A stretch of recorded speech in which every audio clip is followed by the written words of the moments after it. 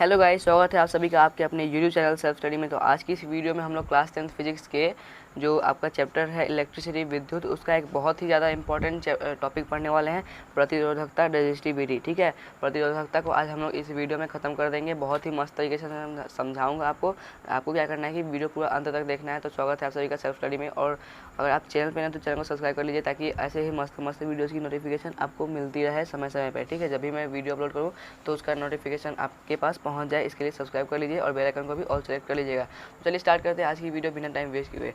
देखिए आज का हमारा टॉपिक क्या है, प्रतिरोधकता। ये तो मैंने आपको बता दिया। तो सबसे पहले हम लोग प्रतिरोध समझेंगे, तभी तो प्रतिरोधकता समझ में आएगा ना। तो देखिए, चालक पदार्थ का वह गुण जिसपे ठीक है, चालक पदार्थ का वह गुण जो उस पदार्थ से होकर प्रवाहित होने वाली विद्युत धारा का विरोध करता है, प्रतिरोध कहलाता है।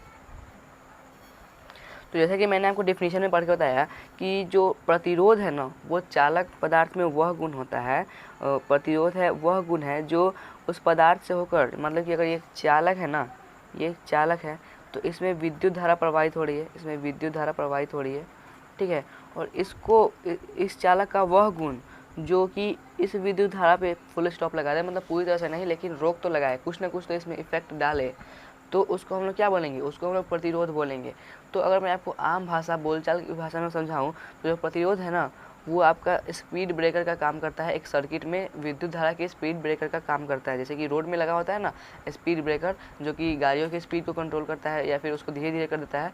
तो जो मतलब कि प्रतिरोध है ना, वो आपके इलेक्ट्रिक सर्किट में स्पीड ब्रेकर का काम करता है। ठीक है, क्योंकि और प्रतिरोध की ज़रूरत क्या है। ठीक है, प्रतिरोध हम लोग पढ़ रहे हैं तो प्रतिरोध की ज़रूरत क्या है, तो उसकी ज़रूरत मैं आपको समझाता हूँ। जैसे कि देख लीजिए, मान लीजिए कि ये एक इलेक्ट्रिक सर्किट है। ठीक है, ये एक इलेक्ट्रिक सर्किट है। ठीक है, यहाँ पे एक बल्ब लगा हुआ है,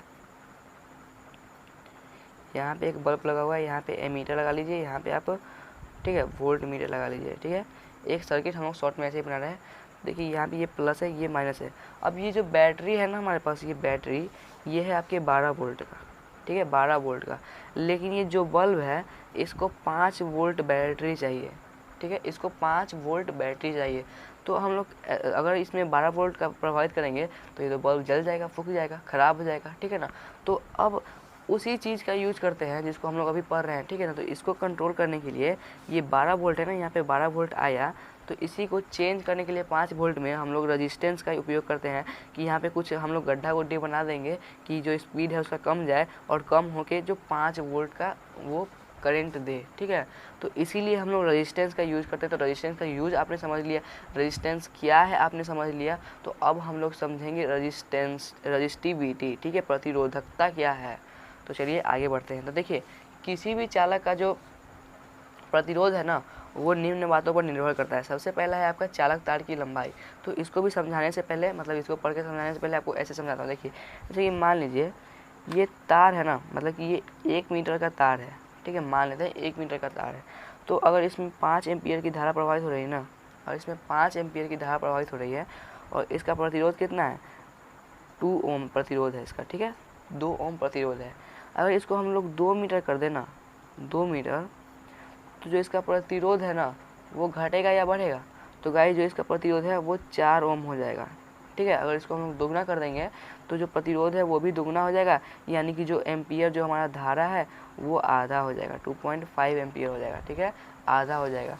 तो इससे क्या समझ में आया कि अगर तार की लंबाई को बढ़ाएंगे ना तो जो प्रतिरोध है वो भी बढ़ जाएगा। इससे हम लोग को ये बात सीखने को मिली कि अगर तार की लंबाई को बढ़ा देंगे तो जो प्रतिरोध है ना वो बढ़ जाएगा। ठीक है, समझ में आ रही है बात। अब देखिए, अगर मान लीजिए कि ये 1 ही मीटर का तार है। ठीक है, ये 1 मीटर का तार है। अब इसका कुछ है ना, ये इसे पॉइंट सा पतला है, लेकिन ये कुछ ना कुछ तो मोटा होगा। इसको माइक्रोस्कोप से जूम करेंगे, इसकी कुछ ना कुछ तो त्रिज्या होगी। तो जो इसकी त्रिज्या है और ये जो वृत्त हमारा बन रहा है, तो इसी को जो ये पूरा क्षेत्रफल है ना, इसको हम लोग क्या बोलते हैं, अनुप्रस्थ काट का क्षेत्रफल बोलते हैं। तो मान लीजिए कि ये एक तार है, तो इसका अनुप्रस्थ काट का क्षेत्रफल है ना कितना है, मान लीजिए कि 0.0001 सेमी है। ठीक है, 0.001 सेमी है, इतना है। तो इसका अभी रेजिस्टेंस जो है, रेजिस्टिविटी जो है, इसका जो मतलब प्रतिरोध है वो 2 ओम है।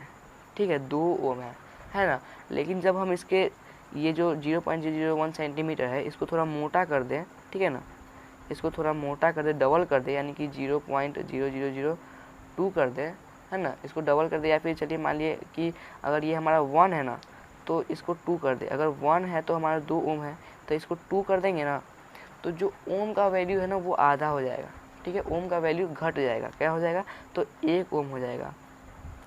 तो अगर इसमें अगर 5 एम्पियर की विद्युत धारा प्रवाहित हो रहा होगा, अगर इसका 1 को अगर हम लोग 2 कर देंगे तो ये तो 10 हो जाएगा, एकदम मस्त, बहुत तेज़ी से जाएगा। जैसे कि अगर मान लीजिए कि अगर तार की लंबाई को बढ़ा देंगे तो उसमें विद्युत धारा का जो दर है वो घट जाएगा, क्योंकि उसमें प्रतिरोध बढ़ रहा है। लेकिन तार के मोटाई को बढ़ा देंगे ना तो उसमें जो विद्युत धारा एकदम धड़ाक करके जाएगा, एकदम स्पीड में, इसमें एकदम स्लो हो जाएगा। लेकिन अगर मोटाई को बढ़ा देंगे ना तो इसको एकदम स्पीड में जाएगा, ठीक है। तो इसलिए जो लंबे लंबे पोल पे तार होते हैं वो मोटे मोटे लगे होते हैं, ताकि मतलब कि जो विद्युत धारा का जो प्रवाह है ना वो तेज़ी से हो सके, ठीक है, तो यही कारण है।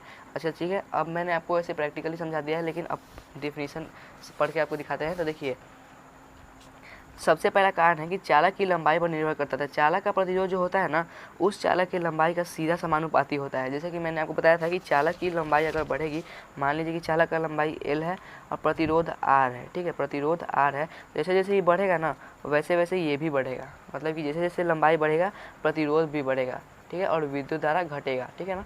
तो प्रतिरोध क्या है, प्रतिरोध बढ़ता है तब विद्युत धारा ऐसे भी घटता है। तो जब L बढ़ेगा ना लंबाई तो प्रतिरोध भी घटेगा, ठीक है, यहाँ पे वही मैंने लिखा है।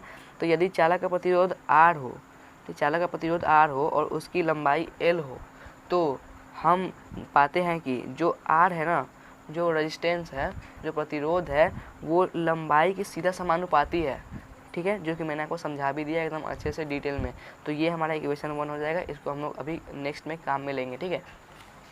अब देखिए दूसरा बात ये है कि चालक का अनुप्रस्थ काट का क्षेत्रफल, जो कि ये भी मैंने आपको समझाया था थोड़ी देर पहले कि उसकी मोटाई वाला कंसेप्ट, ठीक है। तो चालक के अनुप्रस्थ काट का जो क्षेत्रफल है ना उसके प्रतिरोध में व्युत्क्रमानुपाती होता है, अर्थात चालक के अनुप्रस्थ काट का क्षेत्रफल बढ़ने पर प्रतिरोध घटता है। तो मैंने आपको बताया था ना यहाँ पे कि जैसे अगर ये दोगुना कर देंगे तो प्रतिरोध आधा हो जाएगा। तो मतलब कि हमने क्या देखा कि जो लंबाई है ना वो समानुपाती है, ठीक है, प्रतिरोध के, लेकिन जो एरिया है अनुप्रस्थ काट का क्षेत्रफल है उसको हम लोग ऐसे सूचित करते हैं, तो वो व्युत्क्रमानुपाती है प्रतिरोध के, ठीक है। तो इससे हमें 2 इक्वेशन मिलेगा, एक ये इक्वेशन मिलेगा, एक ये इक्वेशन मिलेगा, ठीक है, इसका भी हमें काम आएगा, ठीक है। तो यहाँ पे देखिए ये, तो यदि चालक का प्रतिरोध R तथा अनुप्रस्थ काट का क्षेत्रफल A हो तो हम पाते हैं कि R समानुपाती A प्रतिरोध, ठीक है, R जो है व्युत्क्रमानुपाती होगा A के, ठीक है, कि जो R है ना, जो रेजिस्टेंस है, जो हमारा रेजिस्टेंस है वो व्युत्क्रमानुपाती होगा ए के, एरिया के। आप ऐसे लिखिए या फिर ऐसे लिखिए, दोनों बात बराबर है, लेकिन ज़्यादातर केसेस में ऐसे लिखते हैं, ठीक है। तो R व्युत्क्रमानुपाती है ए का, तो आपको समझ में आ गया। अब तीसरा बात क्या है, तीसरा उतना इंपॉर्टेंट नहीं है लेकिन पढ़ लीजिए आप, ठीक है। तो तीसरा है कि चालक का प्रतिरोध चालक पदार्थ की प्रकृति पर भी निर्भर करता है, अर्थात ठीक है, भिन्न भिन्न चालक पदार्थों का प्रतिरोध अलग अलग होता है। मतलब कि अगर कॉपर के वायर में अगर विद्युत धारा 5 एम्पियर से प्रभावित हो रहा है ना, तो अगर एल्युमिनियम का लगाइए ना तो वो 4 एम्पियर का प्रभावित होगा।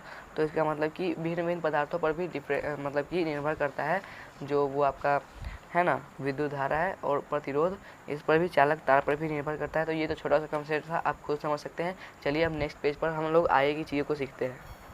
अब देखिए यहाँ पे मैंने लिखा है समीकरण 1 से हम पाते हैं कि जो R है, जो प्रतिरोध है, वो समानुपाती है लंबाई के। और फिर समीकरण 2 से हम पाते हैं कि जो R है ना प्रतिरोध, वो हमारा व्युत्क्रमानुपाती है अनुप्रस्थ काट के क्षेत्रफल से। तो इसका कॉन्सेप्ट तो हम लोगों ने सीख लिया है। तो जब हम इसको मिला देंगे ना, देखिए R समानुपाती है L, लेकिन R ही व्युत्क्रमानुपाती है 1/A में A। तो जब इन दोनों को मिला देंगे तो क्या बन जाएगा, R समानुपाती L और व्युत्क्रमानुपाती A। मतलब कि ये समानुपाती है, जब जैसे जैसे ये बढ़ेगा तो ये भी बढ़ेगा, लेकिन ये आपका घटता चला जाएगा। लेकिन जब ये बढ़ेगा तो ये घट जाएगा, ठीक है ना, ये घट जाएगा। तो कहने का मतलब यही है कि जब R बढ़ेगा, जब L बढ़ेगा ना, जब L बढ़ेगा तो R भी बढ़ेगा, लेकिन जब A बढ़ेगा तो R घटेगा। मतलब कि प्रतिरोध, अगर जब एरिया बढ़ेगा तो प्रतिरोध घटेगा, लेकिन जब लंबाई बढ़ेगा ना तो प्रतिरोध भी बढ़ेगा। तो इसे कहने का सीधा सीधा मतलब यही है। अब देखिए जैसे कि यहाँ पे देखिए R समानुपाती L बटे में A है। तो अब इस समानुपाती को हटाने के लिए ना हम लोग एक फिक्स्ड वैल्यू मान लेते हैं। यहाँ पे बराबर लाने के लिए, समानुपाती हटाने के लिए एक फिक्स्ड वैल्यू मान लेते हैं। क्या कि ये रो जो है ना एक फिक्स्ड वैल्यू है इसको हटाने के लिए, और ये जो रो है ना यही है आपका प्रतिरोधकता। ठीक है, देख लीजिए, जहाँ रो एक नियतांक प्राप्त होता है जिसे प्रतिरोधकता कहते हैं, तो यही रो जो है आपका प्रतिरोधकता है। ठीक है, तो यहाँ से आपके कुछ फॉर्मूलाज निकल जाएंगे, जैसे कि देखिए R बराबर हो जाएगा PL बटे में A। ठीक है ना, A, तो देखिए PL बराबर क्या हो जाएगा, P नहीं सॉरी यहाँ पे रो है, गलती से P निकल गया, ठीक है मुँह से, तो ये रो L बराबर क्या हो जाएगा, तो इन दोनों की मल्टीप्लाई हो जाएगी तो RA। ठीक है, एक फार्मूला आपका ये हो गया। अब देखिए रो बराबर क्या हो जाएगा RA, अब ये L गुना में इधर जाके भागा में चला जाएगा तो L, तो प्रतिरोधकता बराबर क्या हो जाएगा, प्रतिरोध गुने क्षेत्र अनुप्रस्थ काट का क्षेत्रफल बटा में जो लंबाई है, प्रतिरोध चालक तार का लंबाई। तो प्रतिरोधकता का पूरा कॉन्सेप्ट आपने सीख लिया है, वहीं पे फॉर्मूलाज मैंने यहाँ पे लिख दिया है। तो देख लीजिए कि जहाँ रो एक नियतांक है प्राप्त होता है जिसे प्रतिरोधकता कहते हैं, और देखिए तो प्रतिरोध बराबर क्या हो जाएगा, रो गुने L बटा में A, और दूसरा फार्मूला हो जाएगा है ना प्रतिरोध गुने अनुप्रस्थ काट का क्षेत्रफल बराबर रो गुने लंबाई, और तीसरा हो जाएगा आपका प्रतिरोध गुने अनुप्रस्थ काट का क्षेत्रफल बटे में आपका हो जाएगा लंबाई बराबर प्रतिरोधकता। तो प्रतिरोधकता बराबर क्या हो जाएगा, ये हमारा प्रतिरोध गुने अनुप्रस्थ काट का क्षेत्रफल बटे में लंबाई, और यही हमारा है प्रतिरोधकता का सूत्र। ठीक है, आप याद कर लीजिए, बहुत ही मस्त सूत्र है, एकदम मस्त तरीके से आपको बता दिया है, पूरा कॉन्सेप्ट सिखा दिया इसके पीछे का। तो अगर आपको ये वीडियो अच्छी लगी तो लाइक कीजिए, चैनल पर नए तो चैनल को सब्सक्राइब कर ही लीजिए, और ऐसी मस्त मस्त वीडियोस की नोटिफिकेशन के लिए। तो मिलते हैं किसी और वीडियो में, तब तक के लिए जय हिंद जय भारत, बाय दोस्तों। एकदम पढ़ते रहिए, आग लगा दीजिए, फोड़ दीजिए।